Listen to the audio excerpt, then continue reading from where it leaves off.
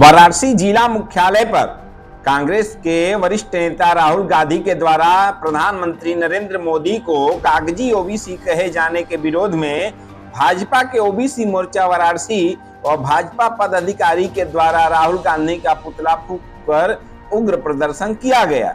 OBC मोर्चा काशी क्षेत्र के उपाध्यक्ष अनूप जायसवाल के नेतृत्व में आज जिला मुख्यालय पर यह प्रदर्शन किया गया।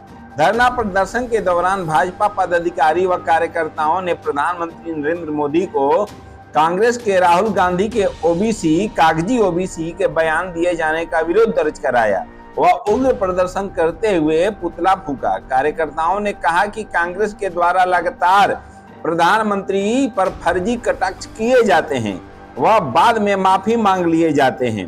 हम सभी भाजपा पदाधिकारी कार्यकर्ता इसका प्रबल विरोध करते हैं।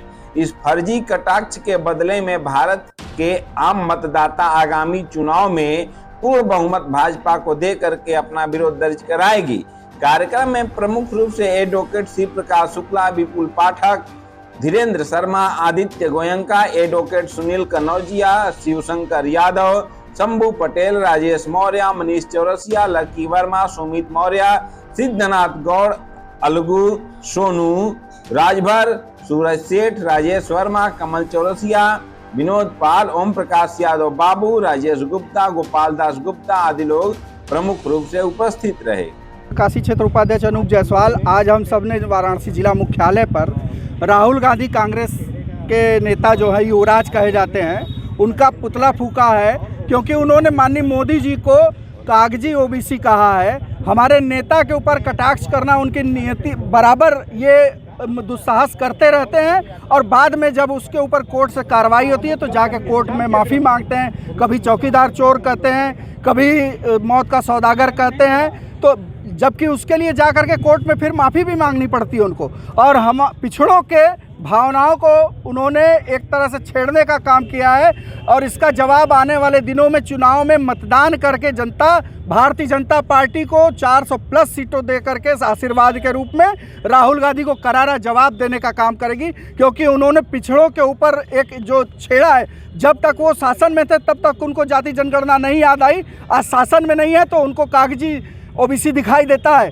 ओबीसी के लिए हक में कभी कोई काम करने का काम नहीं किया। कर्पूरी ठाकुर जी को भारत रत्न मिला और भाजपा देती है, लेकिन उसी कर्पूरी ठाकुर जी को विपक्ष का दर्जा देने में कांग्रेस पार्टी के कभी विरोध करने का काम करती है। इस तरह अनेकों काम, चाहे बाबा साहब अम्बेडकर का भी विरोध कांग्रेस पार्टी ने किया है। पिछड़ों और दलितों का हमेशा विरोध करने वाली पार्टी का हम भारतीय जनता पार्टी ओबीसी मोर्चा के लोग पूरे देश में विरोध करके ये जता दे रहे हैं कि आगे आने वाले दिनों में कोई भी पिछड़ा उनके साथ कहीं खड़ा होने के लिए तैयार नहीं रहेगा। कर्पूरी ठाकुर की बात की है, लेकिन कर्पूरी ठाकुर पे ये नहीं लग रहा है कि आप ये अवार्ड देकर आप राजनीति कर रहे हैं? नहीं, क्यों? इतने दिनों से सरकार 70 साल उनकी थी, उन्होंने क्यों नहीं दिया? जबकि उनको बिहार में विपक्ष का दर्जा देने की बात है तब भी उन्होंने विरोध किया।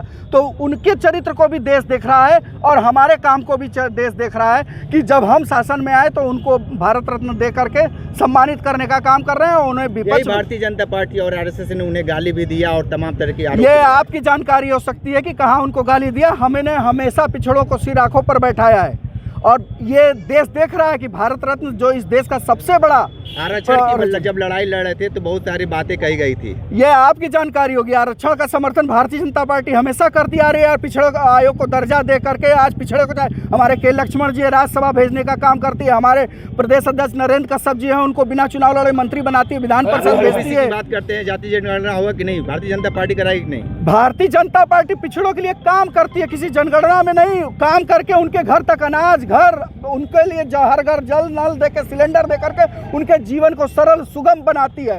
राजनीति करने का काम नहीं करती है। उनके जीवन में क्या दुविधाएं हैं, क्या सरलता हो सकती है सरकार के रूप में, वो करने का काम करती है। केवल जाति जनगणना का नारा देके छलावा नहीं करती है।